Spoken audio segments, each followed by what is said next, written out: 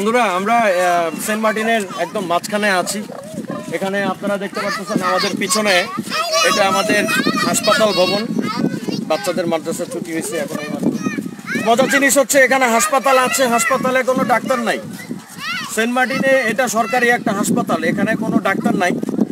এখানে আপনার যদি পেট খারাপ হয় আপনাকে টেকনাফে যাইতে হবে, আর যদি সিজনের বাইরে হয় তখন টেকনাফে যাওয়া আসাটা খুবই আসলে কষ্টকর একটা ব্যাপার।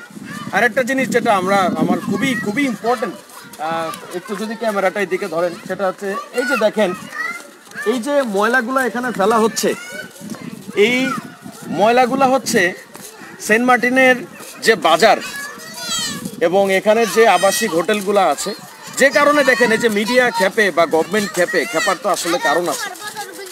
এই সমস্ত হোটেলের যে প্লাস্টিক বর্জ্য, যেটা আপনার প্লাস্টিকের বোতল, র্যাপিং পেপার, চিপসের ব্যাগ, পলিথিনের ব্যাগ, এইগুলা কোনো রকম প্রপার প্ল্যানিং ছাড়া, কোনো রকম প্রপার রিসাইক্লিং প্রসেস ছাড়া এখানে সিম্পলি এই জিনিসগুলো এখানে ফেলা হচ্ছে। এগুলা এখানে জমতে এটা প্রচণ্ড দুর্গন্ধ। দেখেন পানিটা এখানে পচে গেছে এবং এই পচা পানি প্রচণ্ড পরিমাণে দুর্গন্ধ হয় এবং না জানি এখানে আরও কত রকমের মশা মাছি আরও কত কিছু জন্ম নিচ্ছে। এই কমপ্লিট এই এলাকাটা, এটা একটা নিচু একটা জলা, মূল হাসপাতালের পাশে এই টোটাল পানিটা পচে গেছে এই মনুষ্য বজ্রে। এরকম যদি চলতে থাকে, এখন এখানে সেন্ট মার্টিনে যে হোটেল মালিক সমিতি যেটা আছে ওনারা এবং বাজার মালিক সমিতি যেটা আছে ওনারা এখানে নিজেদের উদ্যোগে একটা ব্যবস্থা করছে, সেটা হচ্ছে ডাস্টবিন। সব জায়গায় ডাস্টবিন পাওয়া যায়, ডাস্টবিন দৃশ্যমান, কিন্তু সেই ডাস্টবিনগুলা যখন ভরে যাচ্ছে সেই ডাস্টবিনের ময়লাগুলা কিন্তু এইখানে ফেলা হচ্ছে, যার কারণে এখন সেন্ট মার্টিনের একদম মাঝখানের যে পরিবেশ দূষণটা হচ্ছে এটা কিন্তু খুবই ভয়াবহ অবস্থা। এটার যদি আমাদের গভর্নমেন্ট যদি এটার প্রপার স্টেপ না নেয় তাহলে এটা খুব সমস্যা হয়ে যাবে। আমি কয়েকজনকে জিজ্ঞাসা করছি গতকালকে, তারা বলতেছে আমরা পুড়িয়ে ফেলি। পরে আমাকে আমার লোকাল যে গাইড আছে সে আমাকে বললো যে ভাই আসলে এগুলো কিছুই পুরানো হচ্ছে না, এগুলো এখানে এভাবে ল্যান্ডফিল করা হচ্ছে। তো এই পরিবেশ তো আমরা ট্যুরিস্টদেরকে আমরা দেখাইতে চাই না। আমি জানি না যে আমার এই ভিডিওটা হাইয়েস্ট অথরিটি পর্যন্ত যাবে কিনা, বাট যদি যায় আমাদের মাননীয় প্রধানমন্ত্রীর কাছে এটা আমার একটা এটাই একমাত্র রাস্তা এক পাশ থেকে আরেক পাশে যাওয়ার জন্য। হ্যাঁ, সেটা একটা ইম্পর্টেন্ট পয়েন্ট কমল ভাই আমাকে বললেন যে সেন্ট মার্টিনের এক মাথা থেকে আরেক মাথা যাওয়ার কিন্তু এটাই কিন্তু মেইন রোড। এই দেখেন এখানে সেন্ট মার্টিন 10 শয্যা বিশিষ্ট হাসপাতাল, এটা হচ্ছে গার্ড শেক, তালা মারা। গার্ড শেকের ভিতরে কিছুই নেই, এই অবস্থা কিছু নাই। এটা ছবি এই যে তালাটা দেখেন, লাস্ট জং ধরা তালা, এটা লাস্ট কবে খোলা হয়েছে কেউ বলতে পারবে না, শেষ কবে এখানে মানুষ আসছে সেটাও বলা যাবে না।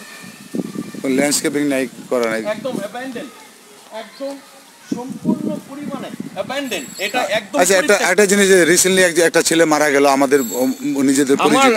আমার যে কেয়ারটেকার সাদেকের বাচ্চা মারা গেছে একটা সিম্পল ফার্স্ট এইডের অভাবে। সাদেক, সরি বন্ধুরা, আমার ট্যুর গাইড হয়তো বা আমাকে খুঁজে পাচ্ছে না, এই জন্য সে আমাকে ফোন দিচ্ছে বারবার। তো যেটা বলতেছিলাম যে আমার যে কেয়ারটেকার সাদেকের বাচ্চা, 1.5 বছরের বাচ্চাটা মারা গেছে জাস্ট পানিতে ডুবে, এবং তাকে প্রপার টাইমে হাসপাতালে নিয়ে আসা হয়েছে, কিন্তু হাসপাতালে কেউ নাই। হ্যালো, নাথিং, প্রতিধ্বনি ছাড়া আর কিছু এখানে শোনা যাবে না। তো আমি মনে করি যে এটা আসলে মানে সবচেয়ে বড় যে জায়গাটা করা প্রতিধ্বনি ছাড়া আর কিছুই না। যে জায়গাটা ভরাট হচ্ছে এটা একদম এই হসপিটাল, একটা সুন্দর একটা জায়গা এবং এটা স্বাস্থ্যের জন্য কমপ্লেক্স, এবং এটা 6 নম্বর সেন্ট মার্টিন ইউনিয়ন কমপ্লেক্স ভবনের ঠিক অপোজিটে কিন্তু এই পরিমাণে ময়লা, প্লাস হসপিটালের পাশের ওয়াল গেছে। IOM UN, what is this? UN মাইগ্রেশনের বিশাল একটা সাইনবোর্ড লাগানো আছে।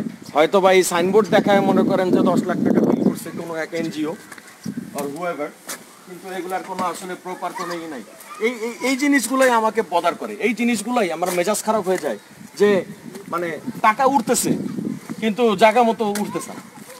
অথচ আমরা যদি এই পরিবেশটাকে সুন্দর করি, আমরা যদি সেন্ট মার্টিনটাকে আমরা সুন্দর রাখি, আমরা উই ক্যান আর্ন মিলিয়নস, আমরা মিলিয়ন এটা একটা এখন ওরা এখন এটা স্টার্ট করছে, কিন্তু এটা আস্তে আস্তে হ্যাঁ বলতে থাকবে। এটা যদি প্রপার অথরিটি, এখন যে অবস্থা আছে এই গন্ধে এখানে যাওয়া যায় না, সাইড দিয়ে চলাফেরা করা অসম্ভব হয়ে দাঁড়াচ্ছে।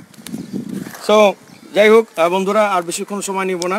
মাননীয় প্রধানমন্ত্রীর কাছে আমার আর্জি, মাননীয় প্রধানমন্ত্রী আপনি এটা স্টেপ না নিলে কেউ নেওয়ার নাই আমাদের দেশে। You are the only one. So জয় বাংলা, জয় বাংলা।